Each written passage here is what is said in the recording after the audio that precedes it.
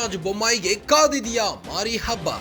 ಬೊಮ್ಮಾಯಿ ವಿರುದ್ಧ ಬಿಟ್ಕಾಯಿನ್ ಬ್ರಹ್ಮಾಸ್ತ್ರ ಹೂಡಲು ಸಿದ್ದು ಸಜ್ಜು ಮಾಡಿಕೊಂಡಿದ್ದಾರೆ. ಬಿಜೆಪಿ ಮಾಜಿ ಸಿಎಂ ಬುಡಕ್ಕೆ ಬಾಂಬ್ ಇಡಲು ಸಿಎಂ ಸಿದ್ದು ಟೀಮ್ ರೆಡಿಯಾಗಿದೆ. ಬೊಮ್ಮಾಯಿ ವಿರುದ್ಧ ಬಿಟ್ಕಾಯಿನ್ ಬ್ರಹ್ಮಾಸ್ತ್ರ ಹೂಡ್ತಿದೆ ಕೈಪಡೆ.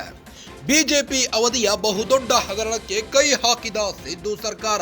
ಕೋವಿಡ್ ಹಗರಣದ ಬಳಿಕ ಮತ್ತೊಂದು ಹಗರಣದ ವರದಿಗೆ ತಯಾರಿ ನಡೆದಿದೆ.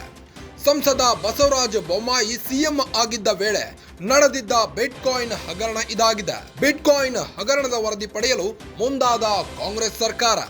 ಈಗಾಗಲೇ ಬಿಟ್ಕಾಯಿನ್ ಹಗರಣವನ್ನ ಎಸ್ಐಟಿ ತನಿಖೆಗೆ ನೀಡಿರೋ ಸರ್ಕಾರ.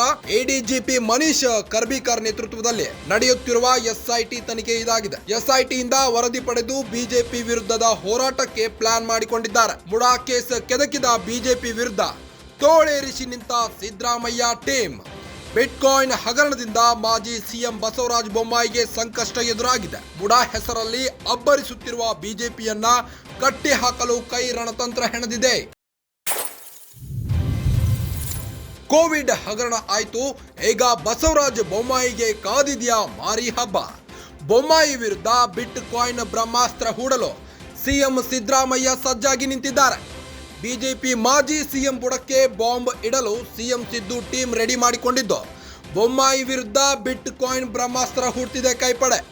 ಬಿಜೆಪಿ ಅವಧಿಯ ಬಹುದೊಡ್ಡ ಹಗರಣಕ್ಕೆ ಕೈ ಹಾಕಿದೆ ಸಿದ್ದು ಸರ್ಕಾರ. ಕೋವಿಡ್ ಹಗರಣದ ಬಳಿಕ ಮತ್ತೊಂದು ಹಗರಣದ ವರದಿಗೆ ತಯಾರಿ ನಡೆದಿದೆ. ಸಂಸದ ಬಸವರಾಜ ಬೊಮ್ಮಾಯಿ ಸಿಎಂ ಆಗಿದ್ದ ವೇಳೆ ಬಿಟ್ಕಾಯಿನ್ ಹಗರಣ ಇದಾಗಿದ್ದು, ಬಿಟ್ಕಾಯಿನ್ ಹಗರಣದ ವರದಿ ಪಡೆಯಲು ಮುಂದಾದ ಕಾಂಗ್ರೆಸ್ ಸರ್ಕಾರ. ಈಗಾಗಲೇ ಬಿಟ್ಕಾಯಿನ್ ಹಗರಣವನ್ನ ಎಸ್ಐಟಿ ತನಿಖೆಗೆ ನೀಡಿರೋ ಸರ್ಕಾರ.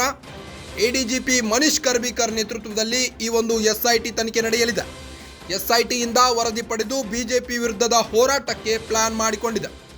ಮುಡಾ ಕೇಸ್ ಕೆದಕಿದ ಬಿಜೆಪಿ ವಿರುದ್ಧ ತೋಳೇರಿಸಿ ನಿಂತ ಸಿದ್ದರಾಮಯ್ಯ ಟೀಮ್.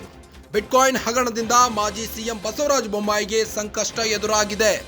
ಮುಡಾ ಹೆಸರಲ್ಲಿ ಅಬ್ಬರಿಸುತ್ತಿರುವ ಬಿಜೆಪಿಯನ್ನ ಕಟ್ಟಿ ಹಾಕಲು ಕೈ ರಣತಂತ್ರ ಹೆಣೆದಿದೆ.